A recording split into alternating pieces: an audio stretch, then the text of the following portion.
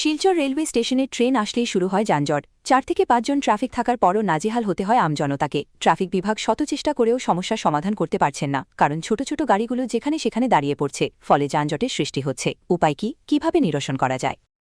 নমস্কার দর্শকবৃন্দ।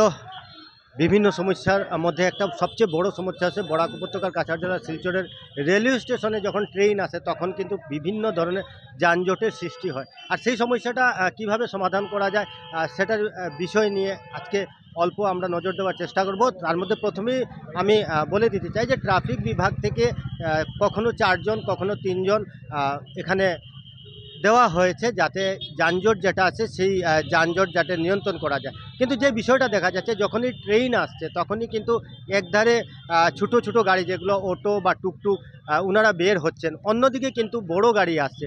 অর্থাৎ এই যে ইউটার্নটা রয়েছে, অর্থাৎ রেলওয়ে স্টেশন থেকে বের হয়ে ইন্ডিয়া ক্লাব দিকে যেতে যে ইউটার্নটা রয়েছে সেই ইউটার্নটার কারণে কিন্তু বিভিন্ন সমস্যার সম্মুখীন হতে হবে। একদিকে রাস্তা ছোটো, অন্যদিকে প্রচণ্ড চাপ, ছোটো গাড়ি বড় গাড়ি বা অয়েল ট্যাঙ্কার, এই যে গাড়িগুলো একসাথে যখন চলে আসে তখনই কিন্তু নাজেহাল হতে হয় চলাচলকারী প্রত্যেক জন নাগরিকের। আর শুধুমাত্র যে তারাপুর রেলওয়ে স্টেশন বললে ঠিক হবে না, বিভিন্ন জায়গায় আমরা রাঙ্গিরখাড়ি দেখেছি বা অন্যান্য জায়গায়ও আমরা দেখেছি যে জায়গায় প্রচণ্ড ট্রাফিক জ্যাম থাকে এবং এতে কিন্তু স্কুল ছাত্র সহ অ্যাম্বুলেন্স রুগী বিভিন্ন ধরনের অসুবিধায় পড়েন। তার মধ্যে আরেকটা বাস সাথে কখনো কখনো বৃষ্টি, যখন বৃষ্টি হয় তখন কিন্তু সেই অবস্থার মধ্যে কিন্তু বিভিন্ন ধরনের সমস্যার সম্মুখীন হতে হয়। পাশাপাশিভাবে শিলচর রেলওয়ে স্টেশনের যে সমস্যাটা মূলত রয়েছে, যে সমস্যাটা আমরা দেখতে পাচ্ছি,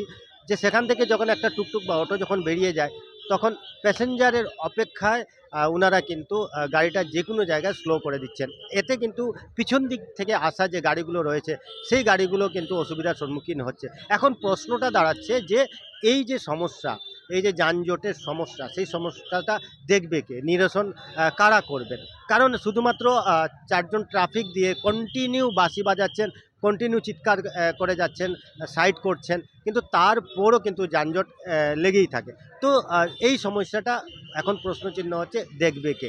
অন্যদিকে যদি আমি বলতে চাই যে এই যারা এ ধরনের যানজটের সৃষ্টি করছেন তারা কতটা ট্রেন আছেন, যে রাস্তায় গাড়ি নিয়ে যখন ওনারা বের হন, যখন চালান তখন ওনারা কতটা ট্রেন আছেন, কোথায় গাড়ি দাঁড় করাবেন, কোন দিকে টার্ন নেবেন, সে বিষয়বস্তুগুলো কিন্তু ওনাদের একদিকে যেমন জানা দরকার, অন্যদিকে একটা প্রশিক্ষণের ব্যাপারও রয়েছে। তো আমার মনে হয় যে এই সমস্যাটা নিরসন করতে আমাদের সবার বিভাগ থেকে শুরু করে প্রত্যেকটা নাগরিকদের আমাদের এগিয়ে আসতে হবে এবং এই সমস্যাটা শুধুমাত্র আম জনতার নয়, এই সমস্যাটা রয়েছে যারা চালক রয়েছেন, ছোটো ছোটো টুকটুক বা অটো চালাচ্ছেন, ওনাদেরও সেম সমস্যা। কারণ প্যাসেঞ্জার তুলতে হবে, ইনস্টলমেন্ট আছে সেটাও দিতে হবে, কিন্তু তার মাঝখানে এই যানজটের জন্য কিন্তু ওনারাও বিভিন্ন সমস্যার সম্মুখীন হচ্ছেন।